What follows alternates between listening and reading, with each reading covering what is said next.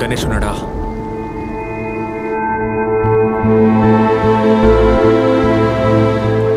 అడుగుతున్నాను కదా, గణేష్ ఉన్నాడా? నువ్వెందుకు ఎక్కడికి వచ్చావో తెలుసు. సుశీల వీడియో గణేష్ దగ్గర ఉంది. తను ఇక్కడ లేడు. బయలుదేరు.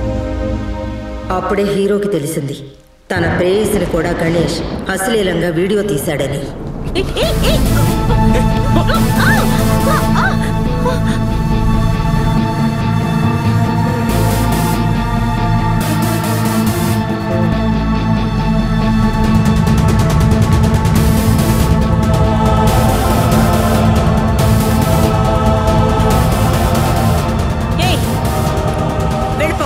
వీడియో ఫుటేజ్ ఇచ్చే వెళ్తాను. నువ్వు చెప్తే వినవా?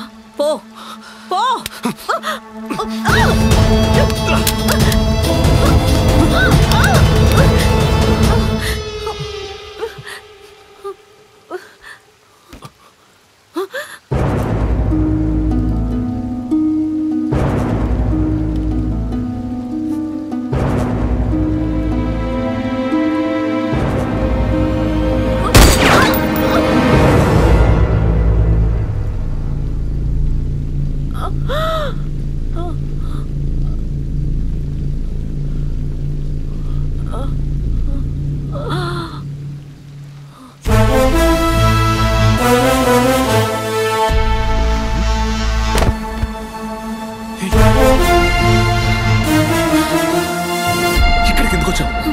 ఎంతసేపు ఒంటరిగా కారులో వెయిట్ చేయడం, అందుకే వచ్చాను. వస్తే నీ ఇష్టాన్ని కాల్చేస్తావా? ఈ గన్ ఎక్కడిది నీకు?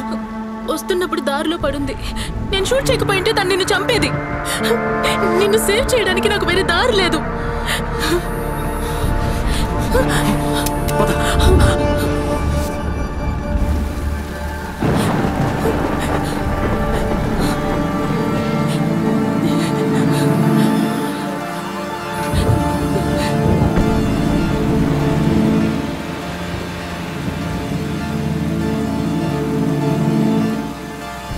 సుశీల వీడియో గణేష్ దగ్గర ఉంది. ఏమైంది? గన్ మీద నీ ఫింగర్ ప్రింట్స్ ఉన్నాయి. ఎవరికి చెప్పవా నేనే హంతకురాలని?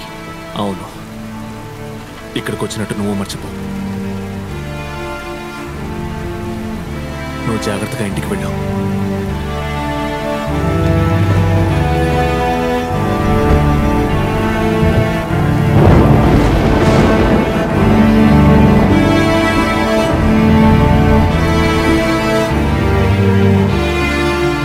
మహేష్ మార్చి తీసుకొచ్చిన మాయను కాల్చిన గన్నుని గణేష్ కారులో పెట్టాడు. తన ప్రేయసి చేసిన హత్యని గణేష్ చేసినట్లుగా పోలీసుల్ని నమ్మించడానికి హీరో ప్రయత్నించాడు. తను అనుకున్నట్లుగానే పోలీసులు గణేషే హంతకుడని కేసు క్లోజ్ చేశారు.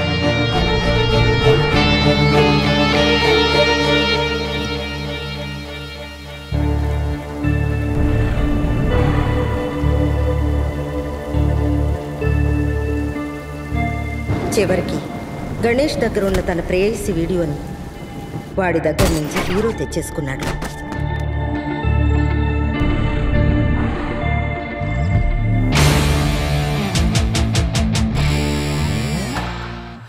క్లైమాక్స్ బానే ఉంది, కానీ ఒక చిన్న రిక్వెస్ట్.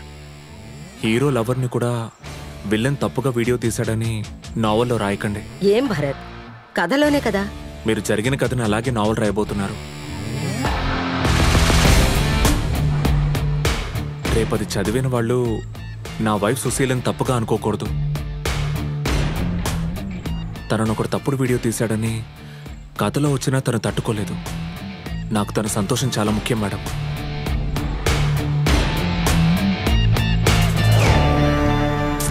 కదులుతూ ఉంటే సరిగ్గా ఫోటోలో పడరు. సరిగ్గా నుంచోండి. నీ మనసు నాకు అర్థమైంది భరత్. సుశీలని నువ్వు సిన్సియర్గా లవ్ చేస్తున్నావు, అలాగే ఉండాలి.